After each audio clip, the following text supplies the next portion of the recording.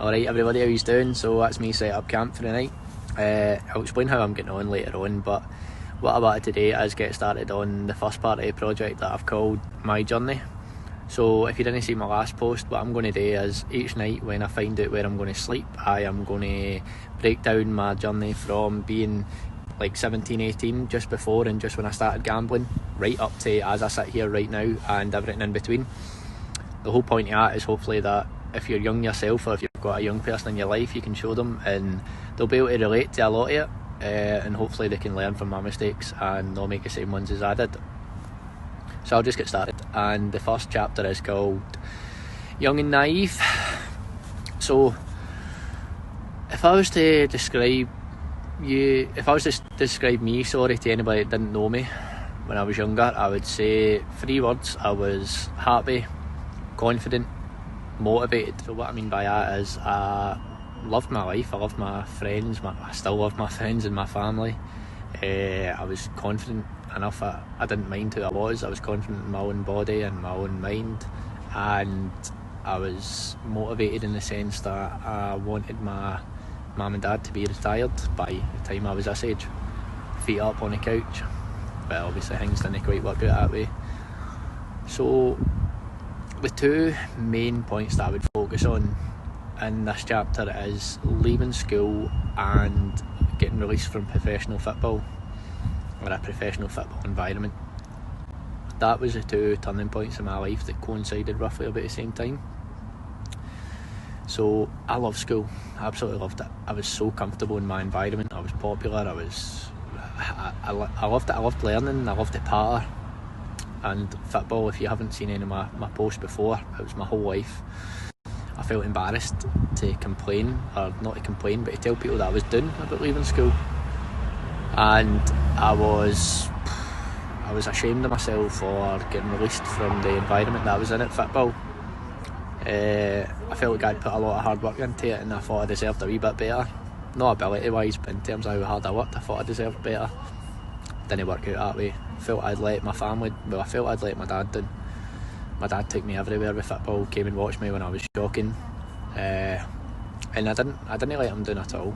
He didn't put any pressure on me, but that's the way I felt at the time, and a lot of boys will probably be able to relate to that. Looking back in hindsight, I actually realised that, to be honest, I got the most at my ability. I was never that good at football, and I managed to do alright, so I've just been proud of myself for what I did manage to do. In terms of school, that post I put up not long ago, over 90% of people found it difficult leaving school, so it's not something to be ashamed of at all. So these 2 things left a massive hole in my life that I should have filled with something positive, like my studies. I should have get right into university, or I should have just dusted myself down and get back on with football. But I didn't. I decided to kind of mope and be down and not speak about how I was feeling. And that coincided with one of my pals taking me to a casino one time, and I started gambling. Now, it was not a problem to start with. What was a problem was I won very early on. I won a lot of money, to be honest. At 18 I won about £4,000 or £5,000 within about a month, and that allowed me to help people in my family at the time who needed that amount of money. I ended up giving that all away, and that made me feel good.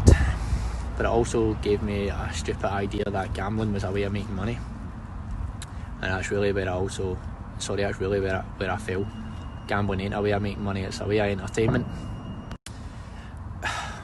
Looking back now, as I said, what I should have did was dusted myself down or focused on something positive, and that would be my message to anybody.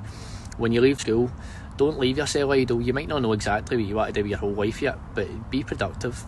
Start making money with a job and think in the long term what you want to do, or start doing your own thing as soon as you leave school, or get yourself into college or something. That's what I should have did. Gambling didn't ruin my life to start with. It allowed me to go and buy lots of nice clothes and a watch and help my family out. So at the start it was good, but it quickly became my whole life.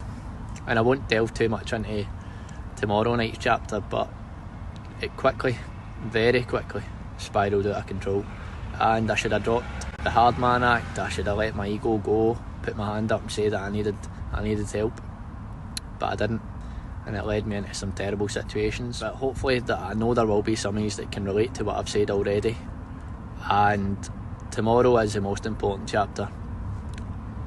It's where I should have said that I needed a hand. I'm not an angel, I don't try act like I'm some sort of hero, but I would always help somebody if they asked for my help, so I should have been big enough to just go and ask somebody else for theirs.